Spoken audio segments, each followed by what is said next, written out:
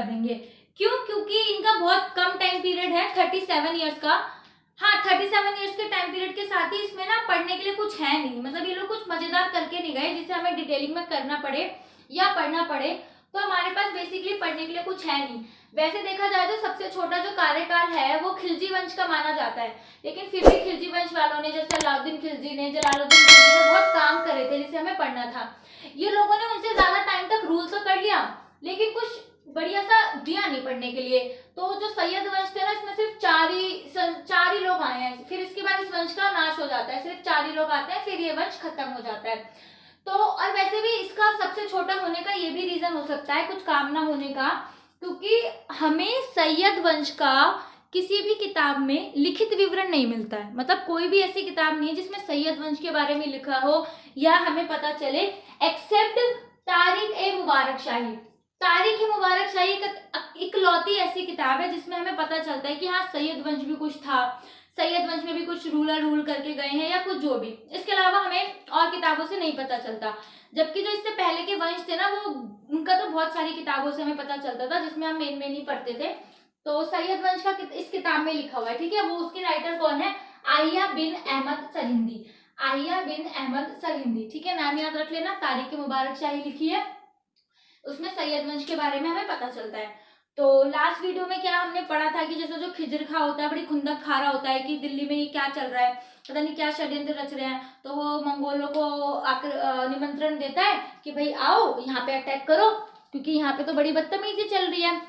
तो भाई इसकी जो बात है, तैमूरलंग इसकी बात भी मान लेता है और यहाँ पे आता है अटैक करने और खूब मार काट मचाता है, खूब ज्यादा धन लूटता है, बहुत मारता है, असंख्य लोगों को मार डालता है, लाखों करोड़ों जिनकी गिनती नहीं की जा सकती, इतने सारे लोगों को तैमूरलंग है मार के चला जाता है। और कहने को ना तैमूरलंग, लंग का मतलब लंगड़ा, तैमूर ना लंगड़ा होता है, वो एक पैर से चल भी नहीं पाता, लंगड़ा होता है, लंगड़ा के चलता है, बट स्टिल उसके अंदर इतना ज्यादा कॉन्फिडेंस और इतना ज्यादा वो खूंखार होता है कि इतने सारे लोगों को मारता है, मतलब कि पूरी सेना अपने ऊपर लेगा के चलता है, इसलिए उसे कहते हैं तैमूरलंग।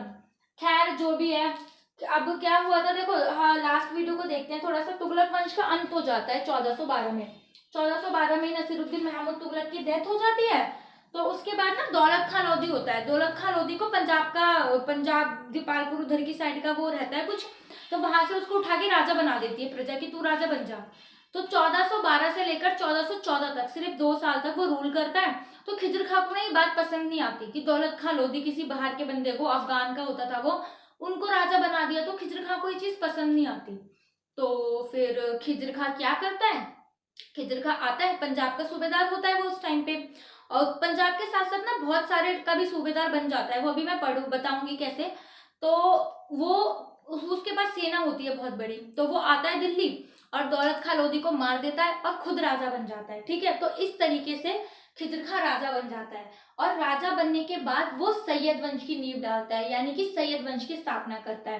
कॉम्पिटिटिव एग्जाम्स के लिए बहुत इंपॉर्टेंट क्वेश्चन है कि सैयद वंश की स्थापना किसने करी, तो इसका आंसर है सैयद वंश की स्थापना करी खिजर खां ने। इसमें जो इंपॉर्टेंट क्वेश्चन याद रखने वाला है एक तो यही है, ठीक है। तो इस तरीके से जो सैयद वंश का जो पहला राजा होता है वो कौन होता है? खिजर खां, पहला राजा। 4 राजा हुए हैं टोटल, तो पहला राजा कौन होता है? ये खिजर खां। तो खिजर खां का पूरा नाम क्या होता है? सैयद खिजर खां इब्न मलिक सुलेमान। सैयद खिजर खां इब्न मलिक सुलेमान, ये इसका पूरा नाम होता है। इसके आगे सैयद लगता है तो ये सैयद वंश की स्थापना करता है, ठीक है। फिर इसके बाद जो FST होता है, फिरोज शाह तुगलक, इसने इसके पापा को मुल्तान का सूबेदार बनाया होता है। तो फिरोज शाह तुगलक के टाइम पे इसके पापा मुल्तान के सूबेदार होते हैं, बाद में ये खुद ही पंजाब का सूबेदार बन जाता है। कौन? खिजर खां, ठीक है। खिजर खां पंजाब का सूबेदार बन जाता है। फिर ये यहाँ पे तैमूर को बुलाता है, तैमूर इसके कहने पे आक्रमण करने भी आता है और बहुत आक्रमण करता है, ठीक है। ये 98 होगा, सॉरी। तो अब जब यहाँ पे आता है खूब मारकाट मचाता है, खूब लूटता उठता है। फिर दिसंबर 1498 में तैमूर इसको सूबेदार बनाता है। अब तैमूर इसको सूबेदार बना रहा है तो सिर्फ पंजाब का नहीं, मुल्तान, सिंध, पंजाब, दीपालपुर, जो भी उसके आसपास का एरिया होता है, इसको बहुत बड़े एरिया का सूबेदार बना देता है। बेसिकली तैमूर इसलिए खुश हो जाता है कि भाई सही है, तू यहाँ पे अटैक वटैक करने आया है, मतलब मैंने तेरे को बुलाया और तू यहाँ पे अटैक करने आया तो ठीक है। और तैमूरलंग भी इससे खुश रहता है कि हाँ इसने मुझे बुलाया, मुझे इसकी वजह से इतना धन वगैरह मिला। तो इनकी इक्वेशन जो होती है उस टाइम तक बहुत अच्छी होती है, बहुत ठीक रहती है। और ये जो खिज्र का होता है ये भी खुश रहता है कि इसने मेरे को तो कुछ नहीं कहा, ठीक है सब बढ़िया चल रहा है, तो बढ़िया इनकी इक्वेशन बहुत सही रहती है उस टाइम पे। फिर क्या होता है, मई मई 1414 में ये आक्रमण कर देता है किस पे, दौलत खान लोधी पर, और खुद राजा बन जाता है। उसके बाद ना ये राजा बनने के बाद ना कभी भी ये नहीं बोलता कि मैं राजा हूँ, या सुल्तान की उपाधि ग्रहण नहीं करता। जैसे इससे पहले के जो राजा आते थे वो अपने आप को उपाधियां देते थे, कोई सुल्तान की उपाधि देता है, कोई पैगंबर का दूत बोलता है, कोई खुद को ही पैगंबर बोलता है, कोई खुद को खलीफा बोलता है। तो ये ऐसा कुछ नहीं बोलता, ये सुल्तान नहीं बोलता, ये खुद को जो उपाधि देता है वो रैयत आला की उपाधि देता है। ठीक है, रैयत आला, रैयत आला का मतलब होता है कि किसी का प्रतिनिधित्व करने वाला, मतलब कि खुद राजा ना बन के, मैं राजा तो यहाँ का बना हुआ हूँ लेकिन मैं राजा नहीं हूँ, रियल में मैं राजा नहीं हूँ, रियल में राजा कोई और है लेकिन मैं उसका प्रतिनिधित्व हूँ, मैं उसका प्रतिनिधि हूँ, मैं उसके रूप में यहाँ पे चला रहा हूँ। और अपना प्रतिनिधि किसे मानता है अपना ये राजा, तैमूरलंग को। ठीक है, तैमूरलंग को ही अपना राजा मानता है। उसने कहा कि भाई तैमूरलंग ही रियल राजा है, मैं राजा नहीं हूँ, मैं उसका रैयत आला हूँ। रैयत आला मतलब कि मैं प्रतिनिधित्व हूँ, मैं उसके बिहाफ पे यहाँ पे काम कर रहा हूँ, मैं उसके बिहाफ पे यहाँ पे चला रहा हूँ। तो ये रैयत आला की उपाधि ग्रहण करता है और कभी भी खुद को राजा नहीं मानता। ठीक है, ये इंपॉर्टेंट है, रैयत आला की उपाधि ग्रहण करना और राजा ना मानना। ठीक है, और इसके बाद ना तैमूरलंग के जब ये राजा वाजा बन जाता है, तैमूरलंग चला जाता है, तो तैमूर का पोता होता है शाहरुख मिर्जा, ये उसको भी टैक्स वगैरह दे रहा होता है कि भाई मैं तो तेरे पापा का काम वाम चला रहा हूँ ना, तो जो भी दादा का चला रहा हूँ, तो जो भी मुझे यहाँ से मिल रहा है तो तू रख ले, तो उसको एज अ टैक्स कुछ देता था, उसको बहुत सारे पैसे देता था। तो इस तरीके से खिजर खा का चल रहा था। बस अब खिजर खा में इससे ज्यादा कुछ है ही नहीं पढ़ने के लिए। 20 मई 1421 में इसकी डेथ हो जाती है, 20 मई 1421 में मर जाता है। बस खिजर खा का चैप्टर बस इतना से ही था, सिर्फ 7 साल ही मुश्किल से चला और यही था कि मैं राजा नहीं हूँ, कभी भी अपने आप को सुल्तान नहीं माना है, जो भी है। इसके बाद जो राजा बनता है वो इसी का बेटा मुबारक शाह बनता है, ये सैयद वंश का दूसरा राजा होता है। ठीक है, ये राजा बनता है। इसके बाद इसका कार्यकाल होता है 1421 से 1434 तक। देखो, भले ही सैयद वंश की स्थापना ना खिज्र खां ने करी होती है, लेकिन जो सैयद वंश का सबसे लायक और सबसे योग्य राजा होता है ना, वो मुबारक शाह को माना जाता है। भले ही खिज्र का कैसा भी रहा हो, जो भी है, बट इतिहासकार लिखते हैं कि जो मुबारक शाह है ना, वो सबसे सैयद वंश का, पूरे सैयद वंश का सबसे इंटेलिजेंट राजा था, बहुत योग्य राजा है, बहुत बढ़िया। ठीक है, और ये रूल भी बहुत अच्छे तरीके से करता है। पहली बात तो जैसे कि जो इसका पिताजी होते हैं वो रैयत आला की उपाधि धारण करता है। इसने कहा मैं किसी का कोई रैयत आला वाला नहीं हूँ, मैं हूँ खुद का अपना राजा, मैं राजा हूँ। तो इसने अपने आप को उपाधि दी थी सुल्तान की कि हाँ मैं एक प्रॉपर राजा हूँ, मैं किसी के अंडर नहीं हूँ, मैं अपना अलग, मेरी आइडेंटिटी है, वो क्या है, सुल्तान की। और नायब अमीरुल नायक अमीरुल, मतलब इसने अपने आप को उपाधि दी थी, ये सारी उपाधि दी थी इसने। सबसे योग्य शासक माना जाता है इसको सैयद वंश का, कि बढ़िया राजा था ये।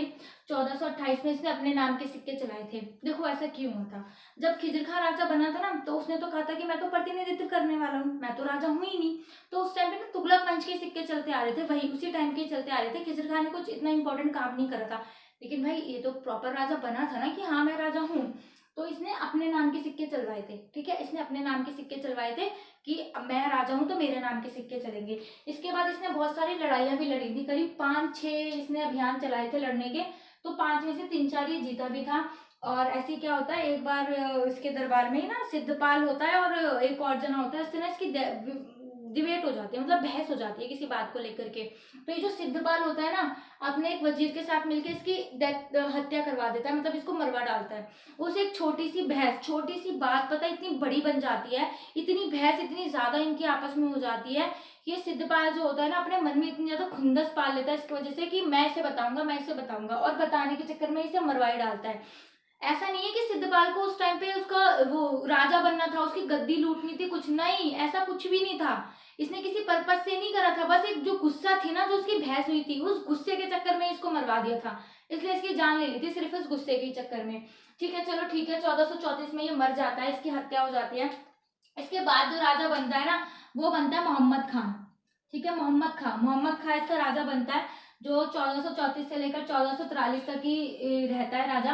ठीक है, और इसका जब ये राजा होता है ना, तो मेन सत्ता जो है ना इसके हाथ में नहीं होती, मेन सत्ता इसके हाथ में नहीं होती, इसका एक वजीर होता है, उसके हाथ में होती है। मतलब राजा तो ये बना हुआ है, बट पीछे पीछे पीछे वो काम कर रहा है। तो वो कौन होता है, वो होता है सरवर उल मुल्क। ठीक है, सरवर उल मुल्क इसका वजीर होता है, जिसको ये उपाधि देता है खाने जहां, कि मतलब दुनिया का राजा, दुनिया को राजा की उपाधि देता है।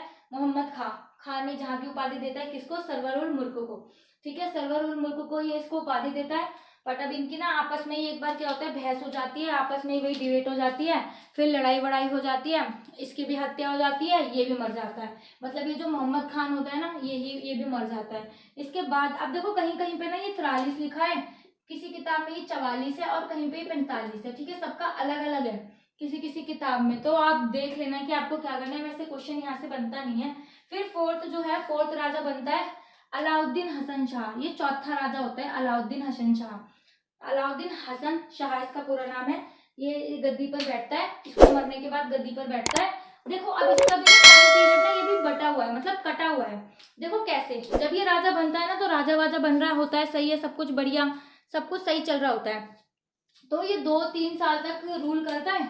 तो 1447 की बात है, 1447 की बात है, एक जगह के सूबेदार के साथ में इसकी बहस हो जाती है, बहुत तगड़ी बहस हो जाती है, बहुत परेशानी में हो जाता है। वो कहता है कि भाई ऐसे तो सूबेदार पहले की राजाओं की हत्या करते जा रहे हैं, क्या पता मेरे को भी मार दिया तो यार, मेरे को मार दिया तो मेरा क्या होगा, मेरी फैमिली का क्या होगा, फिर मैं क्या करूंगा। तो ये कहता है मुझे राजा वाजा नहीं बनना, क्योंकि बहस ही बहस हो रही होती है, लड़ाइयाँ चल रही होती है, कभी कहीं कहीं कभी कहीं। तो इसने कहा मुझे राजा नहीं बनना, मैं बदायूं का सूबेदार बनूंगा, बस मैं बदायूं का सूबेदार ही बन के खुश हूँ। तो ये क्या करता है हसन शाह, इसके 2 साले होते हैं, 2 साले को अब डिवाइड कर देता है, जो इसकी जायदाद होती है ना, मतलब दिल्ली सल्तनत, तो अपने सालों को डिवाइड कर देता है कि इतना एरिया तू संभालेगा और इतना एरिया तू संभालेगा। तो ये बदायूं का सूबेदार बन जाता है, मतलब खुद जाके बदायूं का सूबेदार बन जाता है और बदायूं में रह करके सिर्फ इतने छोटे से एरिया में रूल करता है। और राजा, ये पहला ऐसा राजा था जो अपनी गद्दी खुद ही छोड़ देता है, अपनी मर्जी से खुद ही अपनी गद्दी छोड़ दी, ठीक है, और अपने सालों को राज करने के लिए दे देता है। वो 2 बटे होते हैं, तो हम पर्टिकुलर किसे सुल्तान माने तो हम नहीं मानते। तो 47 में ना ये राजगद्दी छोड़ देता है, बट फिर भी हम इसका कार्यकाल 51 तक गिनते हैं। क्यों? क्योंकि 51 तक जो इसके साले थे ना वो तो रूल कर ही रहे थे ना, तो अंतिम शासक हम इसे मानते हैं, ठीक है, ये ध्यान रखना, इसको अंतिम शासक माना जाता है। हम इसके सालों को या किसी को भी अंतिम शासक नहीं बोलते, हम इनको बोलते हैं, इसको बोलते हैं हसन शाह को। लेकिन इसका टाइम पीरियड इसने बस यहाँ तक ही 1447 तक ही रूल करा था, 3-4 साल ही, उसके बाद छोड़ दिया था। बट इसके बाद से इसने डिवाइड करी थी अपनी प्रॉपर्टी इन दोनों में, ये दोनों रूल करते हैं, तो कहते हैं इसके अंडर ही रह के रूल कर रहे होंगे, क्योंकि इसने ही तो प्रॉपर्टी दी है, तो मेन राजा हम इसी को मानते हैं। अपने सालों को बांट करके बदायूं में चला जाता है, खूब बढ़िया से रूल कर रहा होता है, ये खुश होता है अपना उतनी प्रॉपर्टी में, इसको ज्यादा चाहिए ही नहीं, सुख शांति की जिंदगी अपनी बिता रहा होता है, इसको ज्यादा मोह माया से मतलब नहीं होता। फिर क्या आता है, फिर 1451 आता है। 1451 में ये दोनों होते हैं ना, मान लो ए बी, इसके दोनों साले, ये दोनों आपस में ही लड़ने लगते हैं, इनके बीच में बहुत भयंकर लड़ाई हो जाती है, बहुत ज्यादा भयंकर लड़ाई हो जाती है। तो ये ए क्या करता है, बी को मार देता है, ठीक है, इस ए ने बी को मार दिया। अब जो बी की प्रजा थी वो घुंदक में ए को मार देती है, ठीक है, समझे, ए ने बी को मारा और बी की जो प्रजा थी वो गुस्से में इस राजा को मार देती है। तो इस तरीके से वो जो पूरा एरिया होता है ना दिल्ली के आसपास का, सब कुछ सब खत्म हो जाता है, मतलब कि इस टाइम पे गद्दी खाली हो जाती है, पूरी की पूरी गद्दी खाली हो जाती है। तो अब क्या करें, अब गद्दी पे किसे बिठाया जाए, तो उस टाइम पे लाहौर का सूबेदार होता है बहलोल लोदी, ठीक है, गांव कहाँ का सूबेदार होता है, लाहौर का सूबेदार होता है बहलोल लोदी। तो बहलोल लोदी को राजा बोलते हैं कि अब देखो राजा गद्दी वद्दी पे कोई बैठने वाला है नहीं, आओ तुम राजा बन जाओ। तो खुद ही दिल्ली की जनता उसे आमंत्रित करते हैं कि आओ राजा बन जाओ। चलो बहलोल लोदी आ जाता है, फिर वो दिल्ली में ना आके बोलता है हसन शाह से, क्योंकि देखो मेन तो बाटा तो इसने ही होता है ना कि मैं रूल करने आया हूँ, तो क्या तुम्हें कोई प्रॉब्लम है? कहता नहीं मुझे प्रॉब्लम नहीं है। तो बहलोल लोदी बोलते हैं कि अरे भाई अब तुम राजा बन जाओ, अब आप राजा बन जाओ, अब तो सत्ता वत्ता खाली है, कुछ भी नहीं है, अब कोई इतनी लड़ाइयाँ वगैरह नहीं हो रही, आओ आप राजा बन जाओ। तो हसन शाह बोलते हैं कि नहीं भाई, मैं अपनी इस बदायूं के सूबेदार से मैं इतने से ही खुश हूँ, मेरे को कुछ नहीं चाहिए और बस मैं इसी में खुश हूँ, तू राजा बन जा। तो इस तरीके से बहलोल लोदी को फिर राजा बनाया जाता है और तब एक नए वंश लोदी वंश की स्थापना होती है। तो इस तरीके से यहाँ पे जो है खिलजी वंश 1451 में खत्म हो जाता है, यहाँ पे सैयद वंश, बस ये इतना ही था, ठीक है, यहाँ पे हो जाता है। अब नेक्स्ट वीडियो में हम पढ़ेंगे अगले वंश लोदी वंश के बारे में।